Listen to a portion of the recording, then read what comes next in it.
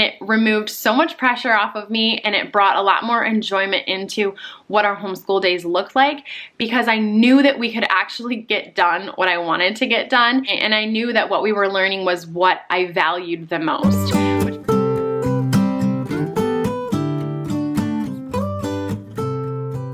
Hey everyone, welcome back. If you guys are new, my name's Jaimie. It's good to have you here. I am a homeschooling mom of 5, and over here in my little tiny space of the internet, we share homeschooling, lifestyle, and motherhood content. So I'd love to have you if you subscribe below and you want to stick around. Today's video, I'm going to be sharing with you guys some of the things that I've learned about one of the most asked about topics here on my channel, and I think just in the homeschooling community at large. We are going to be talking about homeschooling multiple children in multiple ages and grades. This can be such a daunting thing to think about when you first embark in homeschooling.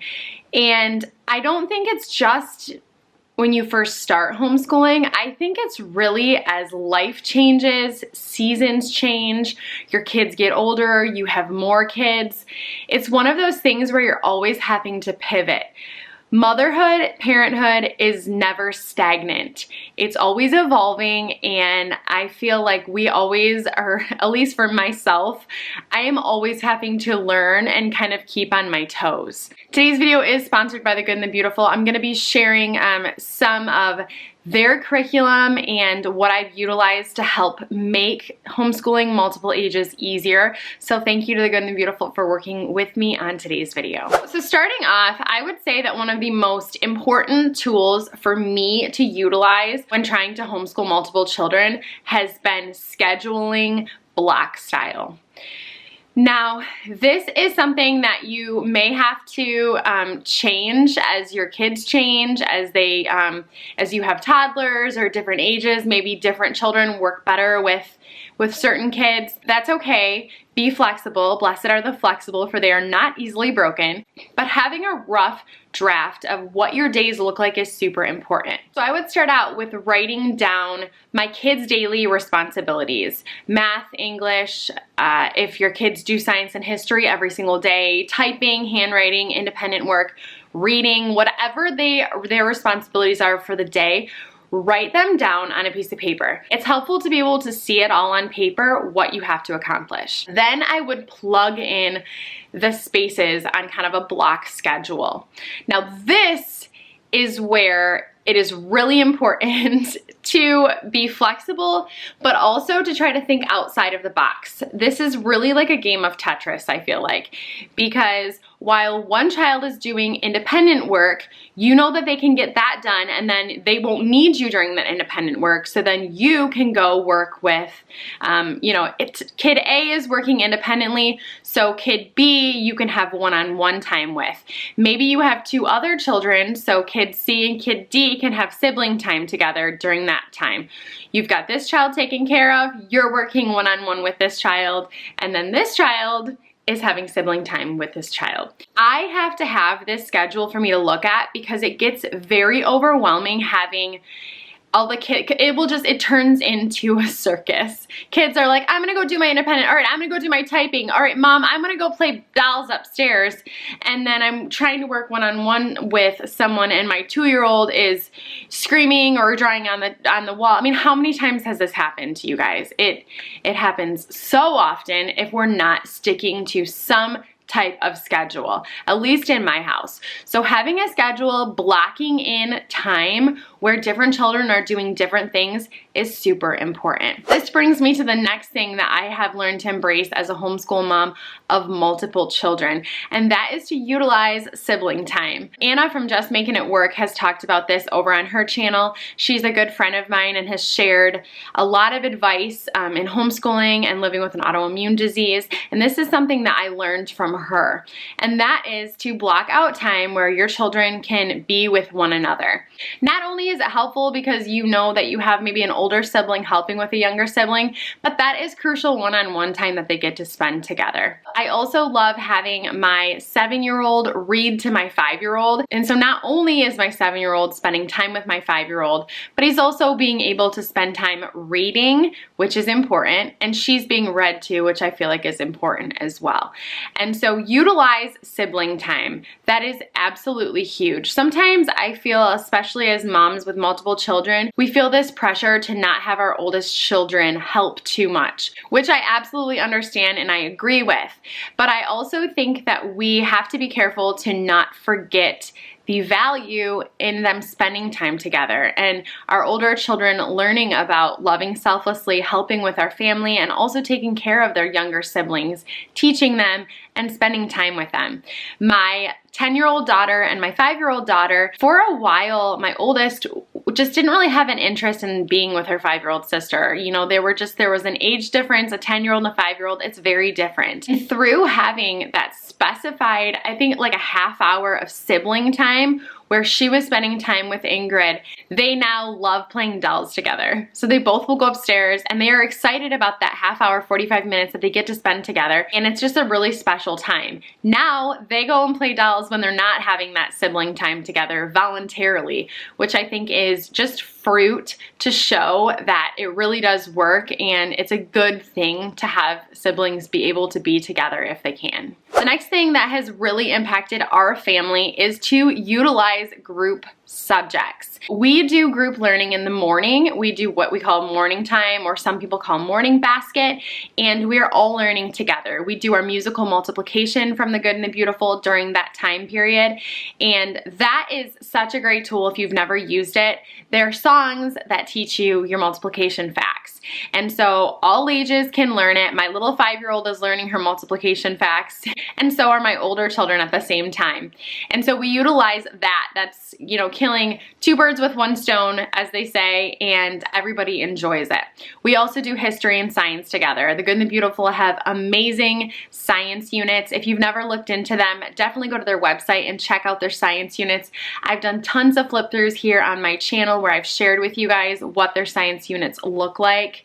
Absolutely amazing, beautiful, beautiful units, all creation-based science, and so they're gonna acknowledge God as creator. There's scripture woven through, beautiful photography, poetry. It's everything that we've come to love from the Good and the Beautiful in science form. The Good and the Beautiful also offer different drawing books that you can get for your kids, and there are different levels. So maybe your first grader is using level 1 and your 14-year-old is using level 5. It's something that everybody can sit down and do together. It's art that can be applied to different age ranges, as well as nature studies. They have lots of different games. So they have snowy owl subtraction and anteater addition that you can do. Those are great for sibling time too. If you have an older sibling that wants to sit down and work with a younger one on addition and subtraction in a game form, great opportunities for group learning. For our family, my oldest two are on the same level for math. And so I do Simply Good and Beautiful math with my oldest two children together. And so honestly, this has been a learning curve for me to have to learn how to teach two children a subject like math. Sometimes math wants, well, at least for me, makes me want to pull my hair out of my head. And so teaching two different children with different learning styles, math, at the same time has been something that I have had to, you know, learn a lot of patience through, and it's been different for me as a homeschooling mom. But it has made homeschooling more efficient for us because we've gotten two children's subjects done in one space of time, and it's brought them closer together because they're learning alongside one another, and they also get the benefit of being able to see how their siblings are learning. Everybody learns differently. Ezra might ask a question question that Fiona was thinking but she didn't ask, or Fiona might explain something in a way that would be totally different from the way that Ezra would have thought of it.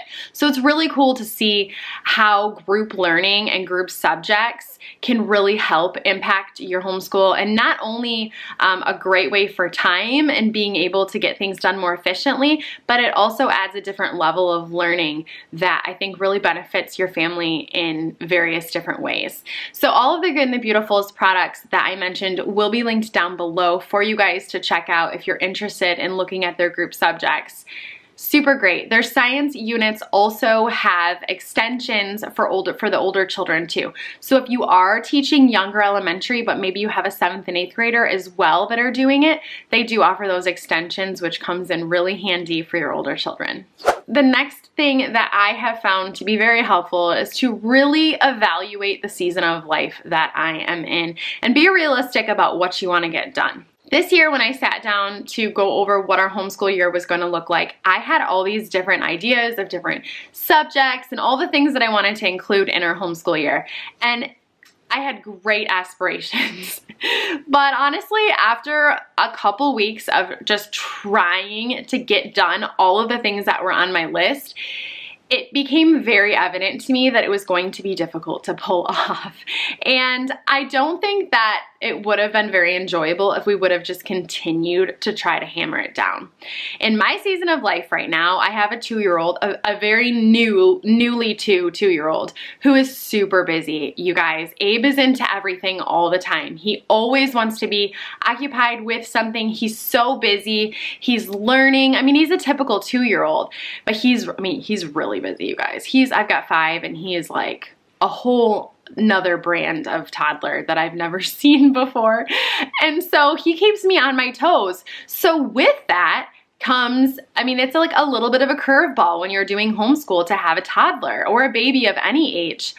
I also have a 5-year-old who wants to do school, who wants to do all the school. I can't just get a workbook from Costco and sit down with her, you guys. She wants an hour of schooling. Give me more. They're doing math. Can I do math? Like, she wants to do all the things. That's another curveball, you know? I have one who's really in the thick of learning how to read, and so we really have to be consistently reading to him, having him read to us all the time. He's also having a little bit of a hard time with certain letters, so I'm having to really spend a lot of one-on-one time with him, reminding him of starting at the top of the letters and going down, reminding him of the direction that the letters go. And then I have my oldest too, my oldest being super independent and wanting to do everything on her own, and then the one right underneath her kind of following suit in that right behind. But they are still needing a lot of guidance, a lot of reminders about reading through directions. And I know that this is not specific to my home. We all have different things that we have to pivot with in our families and different things that make us have to homeschool in a certain way. And so that being said, you have to be realistic about what you can get done. For us, I had to say, you know what? We do poetry throughout our language arts curriculum all the time. So do I need to do a poetry study separate at this season of life with my children being this age? Probably not. Learning a different language right now for us just didn't seem like it was the most important thing. For me, I really want to be discipling my kids, and I want us to have that Bible time. And so looking at what our days looked like and at the attention span of my younger ones, I had to say for right now, we're going to put a foreign language on the back burner, and I'm really going to focus on doing a Bible study with my children every single morning, because I feel like if we've got to do one or the other, I really want to do that. And so for me, I really shaved down what our homeschooling looked like to a realistic schedule for our family, and it removed so much pressure off of me, and it brought a lot more enjoyment into what our homeschool days looked like, because I knew that we could actually get done what I wanted to get done, and I knew that what we were learning was what I valued the most. The last tip that I have would be to think outside of the box when it comes to getting your homeschool tasks tasks and subjects completed. There have been mornings for us where my oldest daughter will wake up super early and she just wants to get her independent work done. I'm sitting down drinking coffee and the other kids are upstairs still, and we have gotten her English done early that day. And that's okay. Sometimes you can just do that, and sometimes that's what's easiest. We've also done math sometimes with my oldest two when my husband is off of work after dinner, because we just had an afternoon. You know, like sometimes you just have those days. And that's okay. Don't get so stressed out about the schedule that you can't live in the fruit of homeschooling, which includes being able to be flexible and adjust your schedule as need be.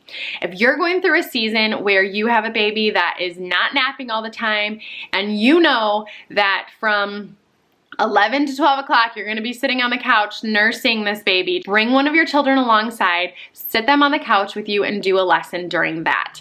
I have been guilty in the past of any type of change in our schedule or little bump in the road would throw me off, and I would get so stressed out and I would just go kaposh to the whole thing, you know, and then like school wouldn't get done for 3 days because I was just so frustrated. Have the schedule because it's gonna help you to be able to see things clearly, but don't be afraid to pivot and be flexible when life happens. All right, you guys, so those are my tips, the things that I have learned. I am still learning things every single day, but these are some of the tools that I've put inside of my tool belt from homeschooling multiple children of multiple ages. I hope that you found this helpful. As always, links to the Good and the Beautiful's products will be listed down below for you guys if you're interested in checking out any of the things that we use for group subjects to make learning for multiple children easier in our home. Thanks again for watching. I hope you guys are well, and I'll see you guys in the next one. Bye. If you feel lonely, I will be here and wait for the sun. It's getting closer, but it will never